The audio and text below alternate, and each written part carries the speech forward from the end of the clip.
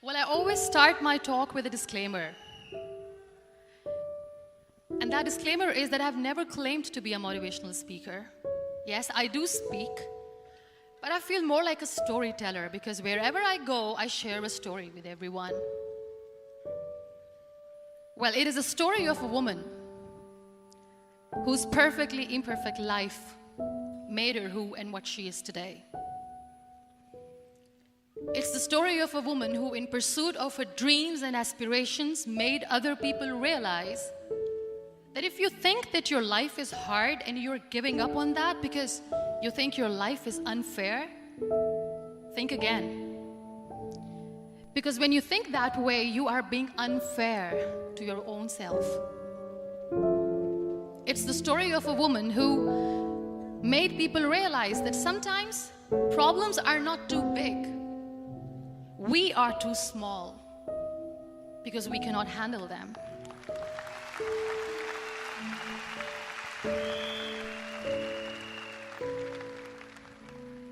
It is the story of a woman who with time realized that real happiness doesn't lie in success, money, fame.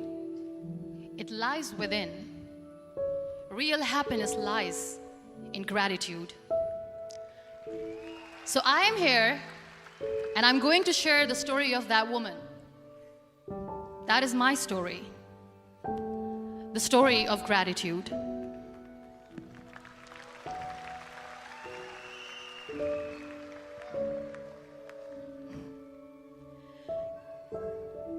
I love you too. I love you all. I believe in the power of words. Many people speak before they think. But I know the value of words. The words can make you, break you, they can heal your soul, they can damage you forever. So I always try to use the positive words in my life wherever I go. They call it adversity, I call it opportunity. They call it weakness, I call it strength. They call me disabled, I call myself differently abled. They see my disability. They see my disability, I see my ability. There are some incidents that happen in your life, and those incidents are so strong that they change your DNA. Those incidents or accidents are so strong that they break you physically. They deform your body, but they transform your soul.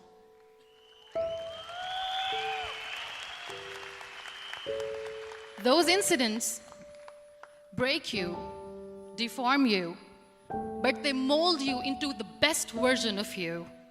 And the same thing happened to me.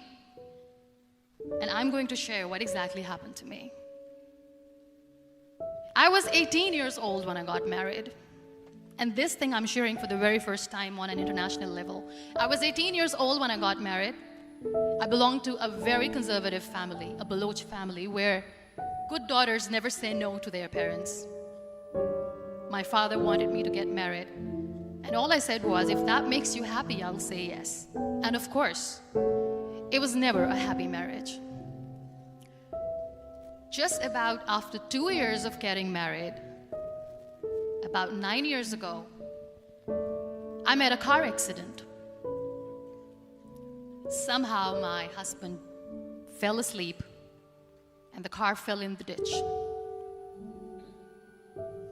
He managed to jump out, saved himself. I'm happy for him.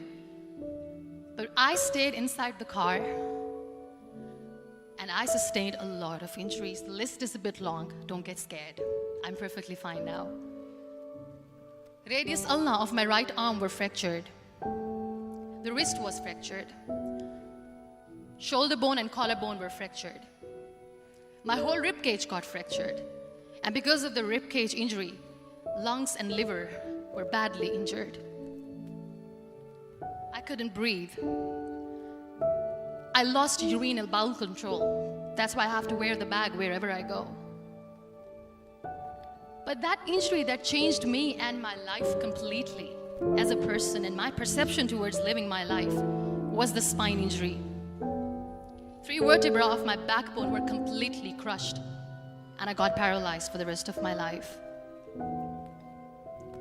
So this accident took place in a far-flung area in the outskirts of a very small province, Balochistan, where there was no first aid, no hospital, no ambulance. I was in the middle of nowhere in that toppled car. Many people came to rescue. They gave me CPR. They dragged me out of the car. And while they were dragging me out, I got the complete transection of my spinal cord. And now there was this debate going on. Should we keep it here? She's going to die. Where should we go? There is no ambulance. There was this four-wheeler Jeep standing in the corner of the street. They said, put her in the back of the Jeep and take her to the hospital, which is 3 hours away from this place.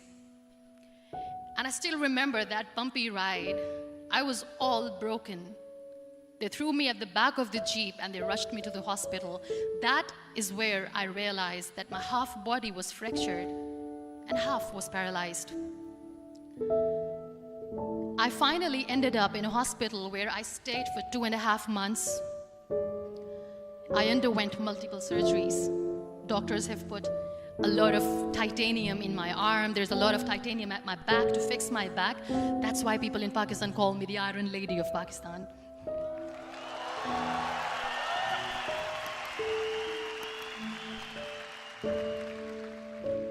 Sometimes I wonder how easy it is for me to describe all this all over again. And somebody has rightly said that when you share your story and it doesn't make you cry, that means you have healed.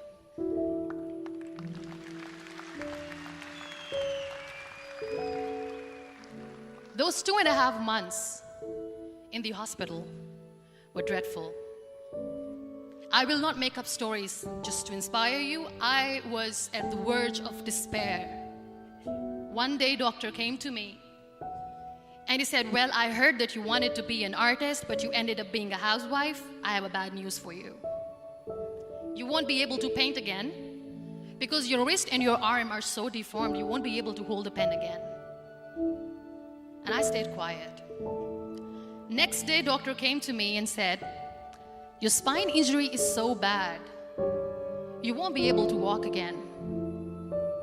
I took a deep breath.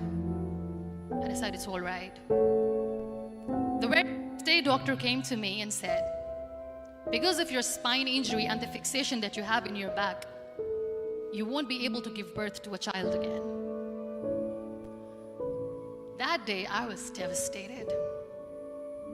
I still remember, I asked my mother, why me? And that is where I started to question my existence. Why am I even alive? What's the point of living? I cannot walk, I cannot paint, fine. I cannot be a mother. And we have this thing in our heads, being women, that we are incomplete without having children. I am going to be an incomplete woman for the rest of my life. What's the point? People are scared. They think I will get divorced. What is going to happen to me? Why me? Why am I alive? We all try to chase this tunnel. We all do this because we see light in the end of the tunnel, which keeps us going. My dear friends, in my situation, there was a tunnel that I had to roll on, but there was no light. And that is where I realized that the words have the power to heal the soul. My mother said to me, this too shall pass. God has a greater plan for you. I don't know what it is, but He surely has.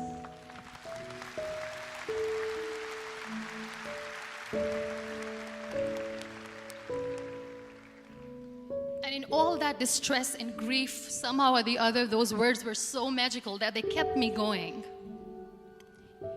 I was trying to put that smile on my face all the time, was hiding. It was so hard to hide the pain, which was there. But all I knew was that if I will give up, my mother and my brothers will give up too. I cannot see them crying with me. So what kept me going was, one day I asked my brothers, I know I have a deformed hand, but I'm tired of looking at these white walls in the hospital and wearing these white scrubs. I'm getting tired of this. I want to add more colors to my life. I want to do something. Bring me some colors. Bring me some small canvas. I want to paint. So the very first painting I made was on my deathbed, where I painted for the very first time. It was not just an art piece or just my passion. It was my therapy. What an amazing therapy it was. Without uttering a single word, I could paint my heart out. I could share my story. People used to come and say, "What lovely painting, so much color." Nobody could see the grief in it. Only I could. So that's how I spent 2.5 months in my hospital, crying, never complaining or whining, but painting. And then I was discharged, and I went back home. And I went back home, and I realized that I have developed a lot of pressure ulcers on my back and on my hip bone. I was unable to sit. There were a lot of infections in my body, a lot of allergies. So doctors wanted me to lie down on the bed straight for not 6 months, for not 1 year, for 2 years. I was bedridden, confined in that one room, looking outside the window, listening to the birds chirping, and thinking maybe there will be a time when we'll be going out with the family and enjoying the nature. That was the time where I realized how lucky people are, but they don't realize. That is the time where I realized that the day I'm going to sit, I'm going to share this pain with everyone to make them realize how blessed they are, and they don't even consider them lucky. There are always turning points in your life. There was a rebirth day that I celebrated. After 2 years and 2.5 months, when I was able to sit on a wheelchair, that was the day when I had the rebirth. I was a completely different person. I still remember the day I sat on the wheelchair for the first time, knowing that I'm never going to leave this, knowing that I won't be able to walk for the rest of my life. I saw myself in the mirror and I talked to myself. And I still remember what I said. I cannot wait for a miracle to come and make me walk. I cannot sit in the corner of the room crying, cribbing, and begging for mercy because nobody has time. So I have to accept myself the way I am. The sooner the better. So I applied lip color for the first time.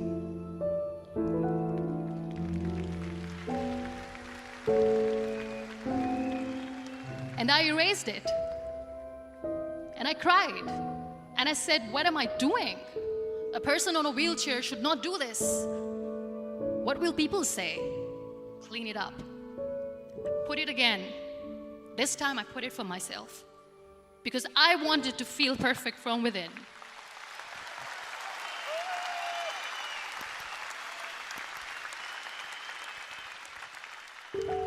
And that day I decided that I'm going to live life for myself. I am not going to be that perfect person for someone. I am just going to take this moment and I will make it perfect for myself. And you know how it all began? That day I decided that I'm going to fight my fears. We all have fears. Fear of unknown, fear of known, fear of losing people, fear of losing health, money. We want to excel in career, we want to become famous, we want to get money. We are scared all the time. So I wrote down one by one all those fears. And I decided that I'm going to overcome these fears one at a time. You know what was my biggest fear? Divorce. I couldn't stand this word. I was trying to cling on to this person who didn't want me anymore, but I said no. I have to make it work. But the day I decided that this is nothing but my fear, I liberated myself by setting him free. And I made myself emotionally so strong that the day I got the news that he's getting married, I sent him a text that I'm so happy for you and I wish you all the best. And he knows that I pray for him today.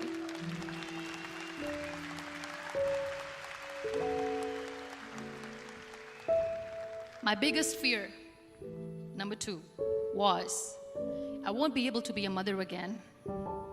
And that was quite devastating for me. But then I realized there are so many children in the world, all they want is acceptance. So there is no point of crying, just go and adopt one. And that's what I did.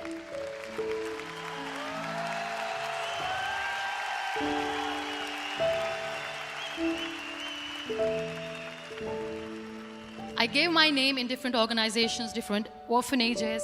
I didn't mention that I'm on a wheelchair, dying to have a child. So I just told them that this is Muniba Mazari and she wants to adopt a boy or girl, whatsoever, but I want to adopt a kid. And I waited patiently. 2 years later, I got this call from a very small city in Pakistan. I got a call and they said, "Are you Muniba Mazari? There is a baby boy and would you like to adopt?" And when I say yes, I could literally feel the labor pain. I said, yes, I am going to adopt him. I am coming to take him home.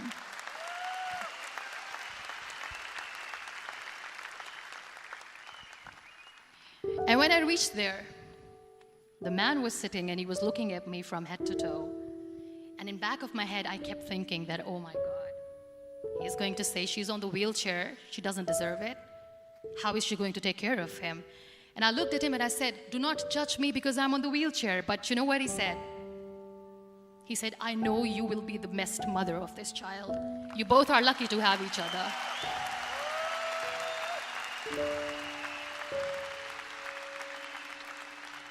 And that day, I was 2 days old, and today he's 6.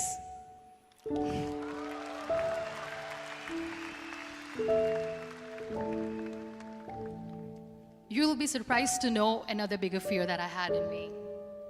It was facing people. I used to hide myself from people. When I was on bed for 2 years, I used to keep the door closed. I used to pretend that I'm not going to meet anyone, tell them that I'm sleeping. You know why? Because I couldn't stand that sympathy that they had for me. They used to treat me like a patient. When I used to smile, they used to look at me and say that, "You're smiling, are you okay?" I was tired of this question being asked, "Are you sick?" Well, a lady yesterday at the airport asked me, "Are you sick?" And I said, well, besides the spinal cord injury, I'm fine, I guess.